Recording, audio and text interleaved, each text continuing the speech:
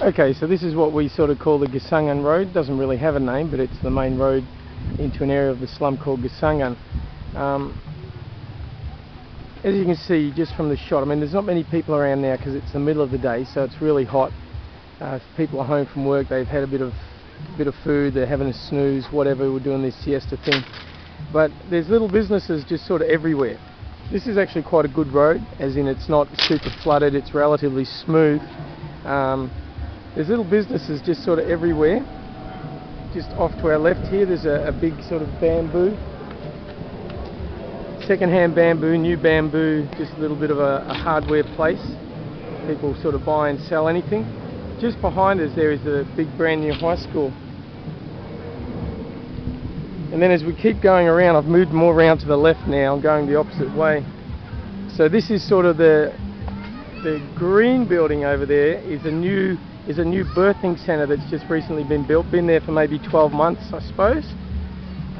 Great high school building.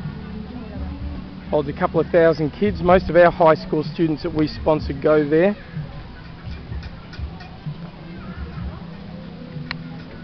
And then here where all these pedicabs and tricycles are parked, this is the end of what is called the real road. And so this is the last bit of cement road. People often talk about Buzeko as just being all slum or as being a rubbish dump. Technically it's neither of those things. There's a great big chunk of Buzeko that has been developed, and which we and none of the locals really consider slum anymore. But so the end of this road here is where all the tricycles and pedicabs stop. And if you just have a glance here, we're just going to go through the pedicabs, right? The dark blue ones from Hope City. The green ones are all John 1412 original ones. The yellow ones, I think they were the upper room. So basically as we scan through this group of pedicabs, 99% of them are ours. We have just under 100 pedicabs operating in Buzeko now. And then over on the other side we've got all the tricycles, the motorised ones. We haven't started producing any of these, although we could. The welding shop could quite easily make them. So this section of Buzeko is totally developed. This is sort of part of our massive fleet of pedicabs. And then we head off down this road and we go into the slum, into Gasangan area. But as you can see, little businesses just everywhere. Most of these businesses operate on what's called Mumbai money.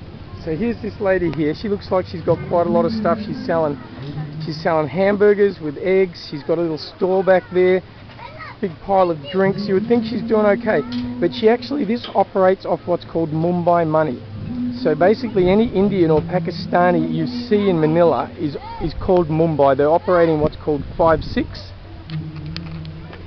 Which means that you borrow 5, you pay back 6. Interest is calculated daily, money is collected daily. So she would, for a store of this size, she would perhaps borrow 4 or 5,000 pesos in a month, and at the end of the month, if she's paid back her loan, she can borrow again.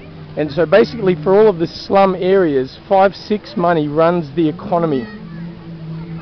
So 5-6, it's basically, you know, the same sort of interest rate as a Visa card, 20%. With of course the money lender making the most of the profit. She just makes enough money to sell it, pay back her loan, a little bit to live on. Some more of our drivers going by, big smiles, 5 minutes of fame. So the 5-6 makes all of the profit, but at least the 5-6 do fund the genuine slum and squatter communities. This little girl coming along the road right now, might be a lady, not a little girl, a bit far away. But she's a classic example of how water gets to the furthest parts of the slums. So comes in on a little pedicab there. She's got her empty containers in at the moment, empty because they're wobbling around. She's going to fill them all up. Looks like she's got she's got 6 there. So that's I think they're 20-litre containers, 5-gallon containers. So that's a hard ride. When she's filled them up, that's a hard ride to wherever she's come from. But that's the only way she gets fresh drinking water.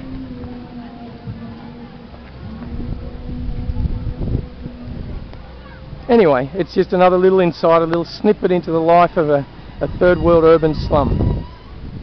Pray for us, keep praying for us. We are seeing changes. We've got plans in place to bring greater changes. We want to put lighting through these slums.